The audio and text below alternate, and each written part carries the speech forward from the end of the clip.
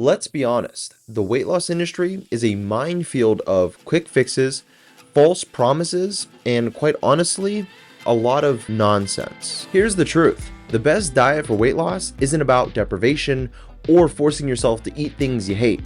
It's about actually finding a way of eating that is sustainable, that fits your lifestyle and your preferences. In this video, I'm going to explain why fad diets never seem to work for you and a way for you to find a diet that truly fits your preferences and your lifestyle.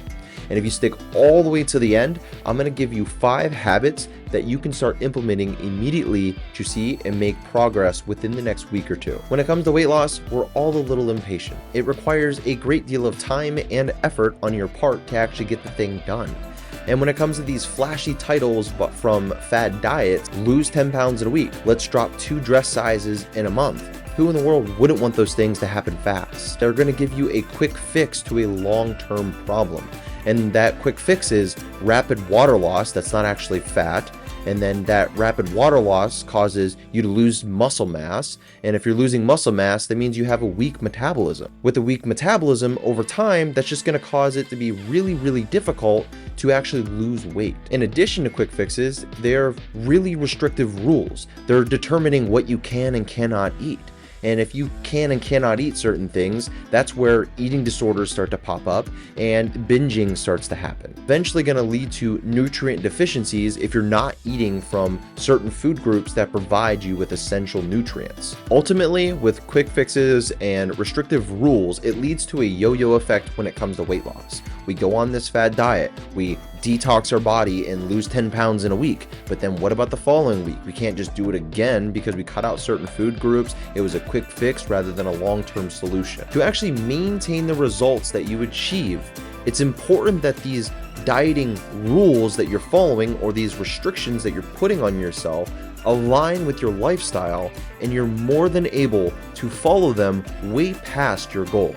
Meaning after you lose that 20, 30, 40 pounds, you're able to continue doing what you've done to get there. Because ultimately, how you lose the weight is how you're going to keep off the weight. So definitely focus on realistic and sustainable choices that fit into your lifestyle and accommodate your preferences to lose the weight while you're doing it. Before you start following your next diet, there are 3 questions you can ask yourself that I have suggested to other people that seem to work in helping them find a diet that truly aligns with their lifestyle and preferences. The first question is, can I see myself following this diet for months or even years? If the answer is no, then it's probably not going to be a good fit for you. Question 2. Does this diet allow for me to eat my favorite foods in moderation? Remember, if it doesn't allow you to eat those favorite foods, deprivation is definitely a recipe for disaster. It's important to find a plan that is flexible and has balance between what's good and a little bit of fun. Question 3 is, does this diet accommodate for my lifestyle and my preferences? Consider your willingness to cook.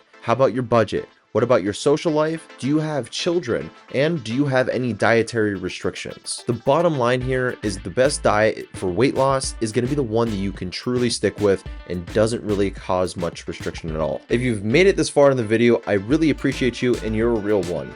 But if you're feeling a little lost, a little confused, and you're not really sure where to start, I'm going to go ahead and give you 5 habits that you can start applying to your daily life and start seeing results and making progress within the next week or 2. The first habit is considering alternatives. When it comes to considering alternatives, just think really the things that you already eat that could be substituted with something that's a little bit better for you. If you eat Yoplait yogurt, why don't you just find a Greek yogurt brand that you do enjoy? Another idea that I can give you is cereal. If you're somebody that's a big cereal eater, why don't you replace it with something like a low-calorie oatmeal packet? Yeah, sure. Arguably, you could say, why don't I just eat whole oats? Well, I'm trying to keep the simplicity of your breakfast. Heck, all you do is put cereal in a bowl, add some milk. What about your low-calorie oatmeal packet? All you do is crack it open, rip open the package, dump it in the bowl. And there's even a measuring label on the packet. You just fill it up with water underneath the sink, put it in your oatmeal, and there's your simple breakfast. It's a little bit better for you. It's important that you stick with these simple swaps rather than overhauling your whole diet. Start with the items in each meal, or at least one meal at a time. Because have you ever just dived all in with something and you tried to 360-degree change absolutely everything? It is super overwhelming and it really deters you from making any progress. So what I advise you do is just look at 1 to 2, maybe even 3 items that you could easily replace. Think Yoplait for a Greek yogurt.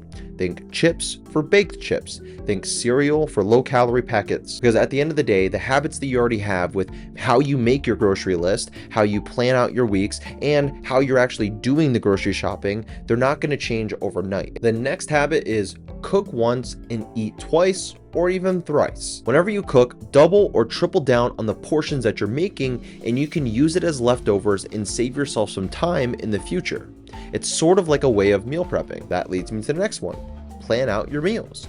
Whenever it comes to planning out your meals, make double or triple the portions on one day, have that as a meal prep for the next few days. And sure, you might get a little sick of the food that you're eating, especially if you're somebody that loves a larger variety in your diet. Who's to say that you can't go out to eat at your favorite restaurant, pick good options, and still stay within your calorie limits and make progress and lose weight? Definitely not me. I think you can do it. Oh man, this one's a big one. Get rid of the junk. Get it out. When it comes to junk food, it's important to make sure that you're keeping it out of the house more often than you're keeping it in the house.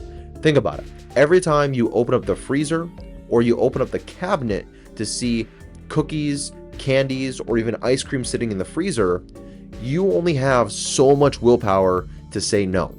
Eventually, no matter how much discipline you or me says that we have, that willpower is eventually going to get degraded to 0 and you're going to say, screw it. So the point to the getting the junk out of the house is account for the occasional treat. Yes, you can occasionally have a donut. Yes, you can occasionally have a cheeseburger from your favorite place, or you can just start making better calorie alternative choices, like full fat ice cream versus lighter ice creams that don't have all the fat in it. It's made with more skim milk versus whole milk.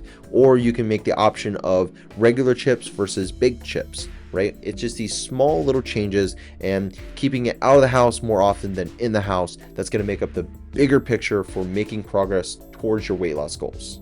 And getting the junk out of the house really leads me into this very last habit, which is if you do overeat at a single sitting, whether that's a snack, a dessert, or even at a meal, do not shame yourself. First of all, forgive yourself. There's no reason to feel any sort of shame for that, right?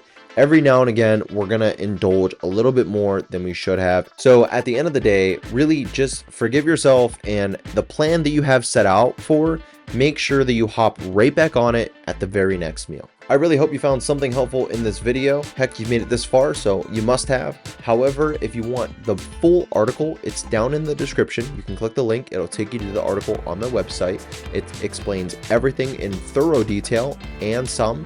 You'll even find how to create an actual calorie deficit to start losing weight, and really explains all the nuances behind it, because there are nuances and it's important to understand them because it gives you a little bit more freedom. So digressing, I will go ahead and see you in the next one. I am Coach Dakota. Go ahead and click right here for my latest upload. See you later.